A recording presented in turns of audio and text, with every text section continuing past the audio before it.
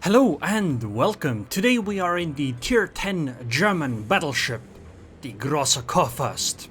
We're playing on the map Two Brothers, and this is actually played on the Russian server because the Russian server got the patch first, and this is with the new and improved German battleship accuracy. I am obviously playing with a full secondary build, so I have Priority Target, Adrenaline Rush, Superintendent, not Concealment Expert, Manual Secondaries, AFT, IFHE, and I think Preventative Maintenance for the last point. Essentially, I am almost as much secondary as you can get, except BFT, because Superintendent is obviously the superior skill, because it gives you an extra heal, and I think if you have a heal, you should always take Superintendent.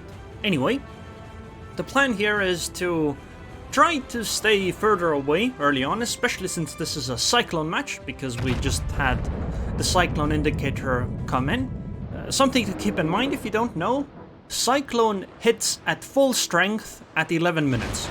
At the 11-minute mark is when spotting becomes 8 kilometers.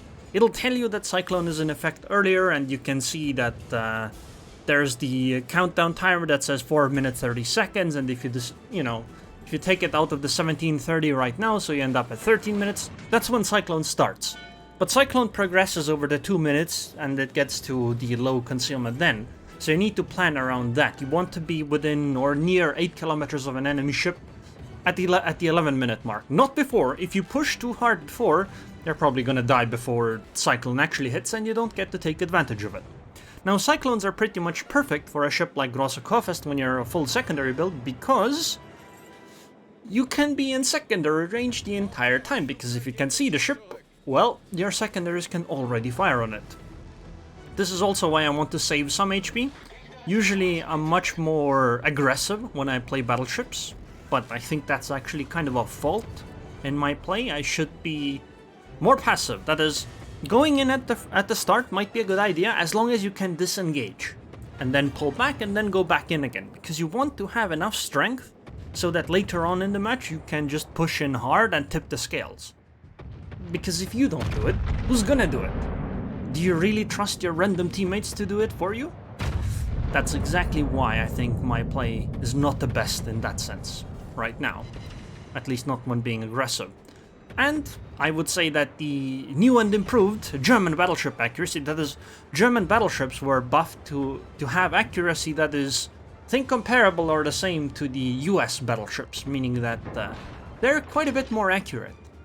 Meaning you can actually lob shells at enemy ships and expect to deal damage. I know, it's quite surprising. This does mean that staying at slightly further ranges is okay. And I would say right now that our current position as a team is pretty good for this kind of strategy, because we hold 2 caps that are taking points for us, the enemy holds 1, and they're contesting a 3rd one. Now, I do think that our Schumacher D cap is making a mistake by staying, considering that's a Kronstadt and a Moscow pushing in, and there's a Des Moines next to them. She's probably gonna die, but at least she's gonna, stop the cap for quite a while, and this means that we tick further and further ahead in points. I mean, we're actually ahead in points even though we've lost 1 extra ship. So all we really need to do is we need to not let the enemy snowball in terms of ship kills. Right now, I think pushing here is okay on this side though, because they don't have any dangerous destroyers here. Wow! 8 shell hits out of 12, 23k damage. Wow. I'll take it. Anyway, because they don't have any dangerous destroyers here, their only destroyer here is the Khabarovsk. Actually, are we sure that there's only the Khabarovsk here? Because they do have 2 destroyers, and I can't see the second one on the map. Well, I do have Hydrops, so I should be okay. I'm gonna go in so that my secondaries can... Wow, that was an amazing salvo against that Takao.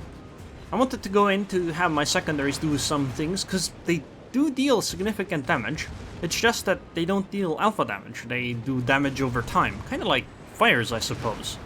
That is, you don't notice the damage, but if you sit in it for too long, it'll just add up.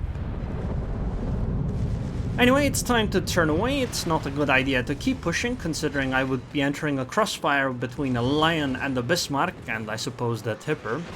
If the Bismarck were gone, I could probably just angle against the Lion and it would be fine, but since I didn't, I just took 14,000 damage from that Lion.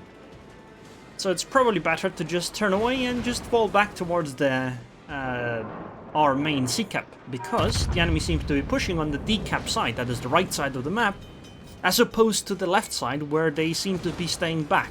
Here it would be us pushing into them, whereas on the other side it would be me defending, right?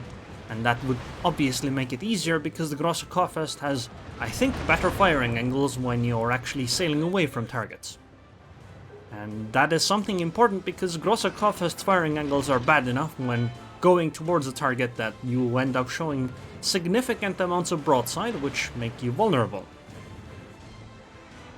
Okay, I have no idea what that Hipper is doing. Let's try to capitalize on this a little bit.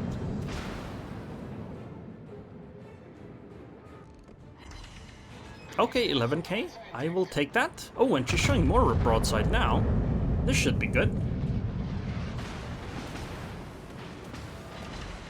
Okay, maybe could have been better. I wanted to go close enough for my secondaries to activate, but I actually think that was probably a mistake. I probably should have just turned away some time ago and headed towards the decap instead. Oh, Takao! Oh, that's actually very good. That's a ship I would like to take a shot at. Hipper's gone. Actually, I don't know if trying to get closer to that hip. Okay, thank you for the devastating strike, Takao. Anyway, I wanted to say that I'm not actually sure whether going closer to that Hipper was a good idea, considering our second Großer Kurfürst and our Amagi were pushing up on that point. I think that's an Amagi anyway. Habarovsk is trying to be cheeky, so I'm just probably gonna miss some shells, but hopefully secondaries will threaten her slightly. In terms of the match though, we're in a very good position. We've lost 3 ships, they've lost 5. We hold equal amounts of cap points, and next up we're gonna go into the sea cap. Now, I think I've bled too much HP here. It would have been better if I hadn't lost so much of my HP so far. Luckily though, I still have 3 heals, and I think I can at least heal up to half my HP. It would have been better if I had been slightly more defensive, because then I could take advantage of such an HP advantage.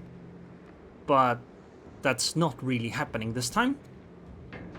I'm gonna take a blind shot towards the Lion's position. Also, I completely outplayed myself with the Cyclone. Remember how I talked about you want to be within 8 kilometers of a ship when Cyclone hits?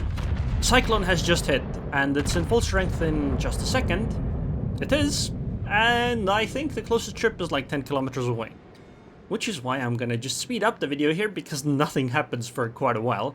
On the other hand, maybe it's not actually that bad, because it gives me time to heal up, right? And ships-wise, we're actually even at this point. We do hold a 200 points lead, but it's... okay, now we're 1 ship ahead too, but I wanted to say that this is not a done-and-done game yet. Especially with the Soyuz going down here to the Daring torpedoes. It's time to start turning away here, because I'm gonna make contact. We can already see the Des Moines on the minimap, and the Moskva probably isn't too far away. Des Moines is radaring, so she can actually shoot us, and, well, she's probably gonna shoot the Smolensk as she is, but she can shoot us, whereas we would be taking blind shots. Okay, there is the Moskva, there is the Alsace as well. Oh god. Okay, I'm gonna try to take care of the Moskva first. And the secondaries. Initially I focused on the Alsace because the Alsace has 32mm armor, and because I have IFHE, my secondaries can pen it pretty much everywhere, meaning that they can probably deal quite a bit of damage. But I actually think the priority should be on the Moskva, even though she has slightly better armor against these secondaries. Wow, both of my front turrets are broken.